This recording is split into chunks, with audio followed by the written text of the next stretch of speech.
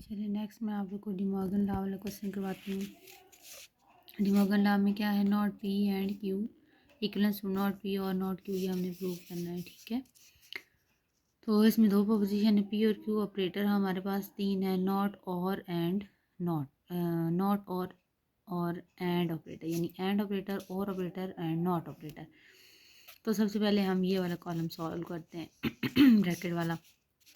P और Q दो proposition है, तो दो हमने लिख ली, दो ट्रू दो फाल्स, एक ट्रू एक फाल्स। ठीक है, ये कॉलम वैसी है जैसे हमने पहले बनाए थे। अब हमने क्या करना है, पी और क्यू जो है वो ब्रैकेट के अंदर है, तो हमने सबसे पहले जो ब्रैकेट है वो सॉल्व करनी है।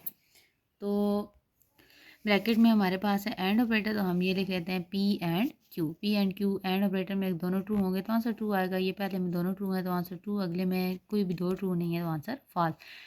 अब ये हो गया, अब इसका नॉट कैलकुलेट करना है। नॉट क्या होगा इसका, जहाँ पे ये ट्रू है वहाँ पे फॉल्स, और जहाँ पे फॉल्स है वहाँ पे ट्रू। ठीक है, ट्रू फॉल्स फॉल्स ट्रू। तो एक कॉलम हमारे पास ये आ गया एफ टी टी टी, यानी ये वाला आंसर आ गया। अब हमने ये चीज़ निकालनी है, तो इसका भी आंसर ये ही आना चाहिए जो अभी हमारे पास आया है, एफ टी टी टी। ठीक है, तब इसकी और इसकी आपस में इक्वलेंस हो जाएगी। तो एक इधर अगर हम देखें तो यहाँ पे हमारे पास दो प्रोपोजिशंस हैं, एक नॉट पी और एक नॉट क्यू। तो पी और क्यू हमारे पास मौजूद हैं, तो उनको यूज़ करके हम नॉट पी और नॉट क्यू निकालेंगे। पी ट्रू है तो ये नॉट पी फॉल्स हो जाएगा। ठीक है, ऑपोजिट हो जाएंगे। सिमिलरली क्यू के से रिलेटेड हम नॉट क्यू निकालेंगे। अब हमने क्या करना है, नॉट पी और नॉट क्यू के दरमियान और ऑपरेटर लगाना है। और ऑपरेटर हमें आंसर ट्रू देता है अगर दोनों में से कोई एक भी हमारे पास ट्रू हो, अदरवाइज आंसर फॉल्स आता है। तो सबसे पहले इस पे और इस पे हमने और ऑपरेटर लगाना है, दोनों को कंबाइन करने। देखिए ये दोनों फॉल्स हैं तो आंसर क्या होगा, फॉल्स होगा। इन तीनों में से देखें एक एक ट्रू है, एटलीस्ट वन ट्रू है। जब कम से कम एक ट्रू हो तो और ऑपरेटर हमें आंसर ट्रू देता है। तो देखें ये एक कॉलम, इसका आंसर है हमारे पास एफ टी टी टी, और पहले हमारे पास ये आंसर आया था F T T T, false true true true false true true true. ये दोनों कॉलम सेम है, तो इसका मतलब हमारे पास जो डिमॉर्गन लॉ है वो होल्ड करता है, यानी इन दो कॉलम के दरमियान इक्वलेंस मौजूद है।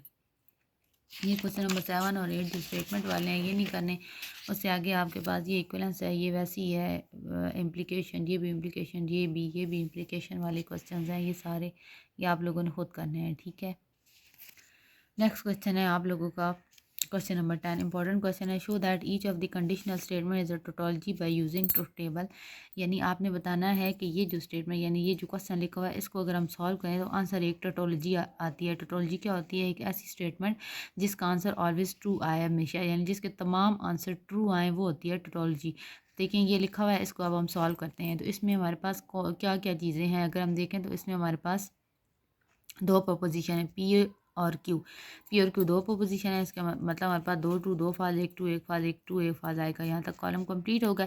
अब इसके अंदर और क्या क्या यूज़ हो रहा है, नॉट पी यूज़ हो रहा है, पी और क्यू यूज़ हो रहा है, फिर इन दोनों पे नॉट पी एंड पी और क्यू यूज़ हो रहा है, फिर इस सब के आंसर पे इम्प्लाई यूज़ हो रहा है क्यू के साथ। तो सबसे पहले हम ब्रैकेट वाली चीज़ निकाल लेते हैं, पी और क्यू। पी और क्यू क्या होगा, और ऑपरेटर यूज़ होगा, दोनों में से कोई एक ट्रू होंगे तो आंसर ट्रू होगा, अदरवाइज फाल्स। देखें ये दोनों ट्रू हैं, एक ट्रू इसमें से एक ट्रू है, एक ट्रू इसमें से भी एक ट्रू है, एक ट्रू, दोनों फाल्स हैं, आंसर फाल्स। तो अब क्या होगा, ये आ गया। अब इसका इसके साथ एंड ऑपरेटर लेंगे, ये नॉट पी मौजूद है, इसके साथ एंड ऑपरेटर लेंगे। एंड ऑपरेटर हमें आंसर ट्रू देता है अगर दोनों ट्रू हों। तो ये देखें इस स्टेप पे ये ट्रू है तो ये ट्रू होगा, अदरवाइज ये सारे फॉल्स होंगे। अब हमने ये जो बना लिया है ना पूरा कॉलम, इसका हमने इम्प्लाई लेना है क्यू के साथ, कंडीशनल क्यू के साथ। कंडीशनल भी बोलते हैं, इम्प्लाई भी बोलते हैं। तो इम्प्लाई को अगर आपको याद हो तो हम क्या क्या इसको जो है सॉल्व करते थे, कैसे सॉल्व करते थे कि सेम पे आंसर हमारे पास ट्रू आएगा, यानी अगर दोनों फाल्स होंगे तो भी आंसर ट्रू आएगा, दोनों ट्रू होंगे तो भी आंसर ट्रू आएगा, अदरवाइज आंसर क्या आएगा, जिस पे हमारा एरो ख़त्म होगा। ठीक है, देखें एरो क्यू पे ख़त्म हो रहा है तो हमने इधर से इधर आना है। ठीक है, तो सबसे पहले देखें इधर से इधर, ये देखिए एफ है ये टी है, दोनों अपोजिट हैं, लेकिन टी पे ख़त्म हो रहा है तो आंसर क्या आ गया, ट्री। नेक्स्ट है एफ और एफ, दोनों सेम है ना, सेम पे आंसर क्या होगा, ट्रू। नेक्स्ट है ट्रू और ट्रू, फिर दोनों सेम है तो आंसर क्या हो गया, ट्रू। फिर एफ और एफ, फिर दोनों सेम है तो आंसर क्या हो गया, ट्रू। तो देखें ये लास्ट जो कॉलम आया हमारे पास, इसमें तमाम टी आए हैं, इसमें कोई भी एफ नहीं आया, तो ये हमारी जो स्टेटमेंट थी कि हो गई एक टोटोलॉजी। इसी से रिलेटेड आप लोगों ने ये क्वेश्चन करने हैं। ये क्या है आपके पास, इसमें तीन तीन प्रोपोजिशन आ गई, इसमें तीन है, इसमें दो ही हैं। ठीक है, फिर ये इक्विवेलेंस पिछले वाला है अगेन, आपके पास ये टोटोलॉजी है, ये भी टोटोलॉजी है, ये सारे आप लोग के होमवर्क हैं, ठीक है। ये आप लोगों ने करने हैं। अब नेक्स्ट चैप्टर पे जाने से पहले मैं आप लोग का ये सारा होमवर्क चेक करूँगी, उसके बाद हम नेक्स्ट चैप्टर पे जाएंगे। देखिए ये भी आपने चेक करना है लॉजिकल इक्विवेलेंस है या नहीं है, इन दोनों के कॉलम सेम आते हैं या नहीं आते, बस आपने कॉलम निकाल के चेक कर लेने हैं दोनों सेम हैं या नहीं।